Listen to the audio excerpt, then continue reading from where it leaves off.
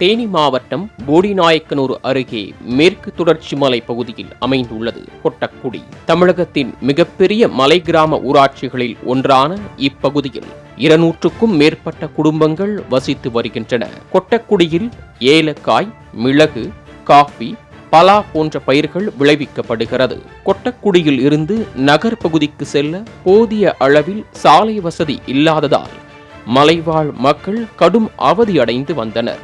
சாலை இல்லாததால் விளைபொருட்களை கொண்டு செல்வதிலும் கடும் சிரமம் ஏற்பட்டது. கொட்டக்குடியில் புதிய சாலை அமைத்து தருமாறு மலை கிராம மக்கள் பல வருடங்களாக மாவட்ட நிர்வாகத்திற்கு கோரிக்கை வைத்து வந்தனர்.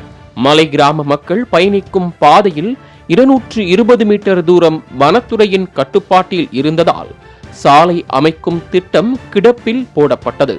தற்போது கொட்டக்குடியில் தேசிய ஊரக வளர்ச்சி திட்டத்தின் மூலம் 22 லட்சம் ரூபாய் மதிப்பீட்டில் சாலை அமைப்பதற்கான பணிகள் தொடங்கியுள்ளது.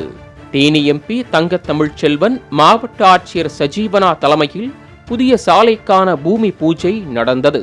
பூஜை நிறைவடைந்த பிறகு தொழிலாளர்கள் செடிகளை அகற்றி சாலைக்கான முதற்கட்ட பணிகளை தொடங்கியுள்ளனர். இதன் மூலம் கொட்டக்குடி மலை கிராம மக்களின் 50 ஆண்டு கால போராட்டம் முடிவுக்கு வந்துள்ளது.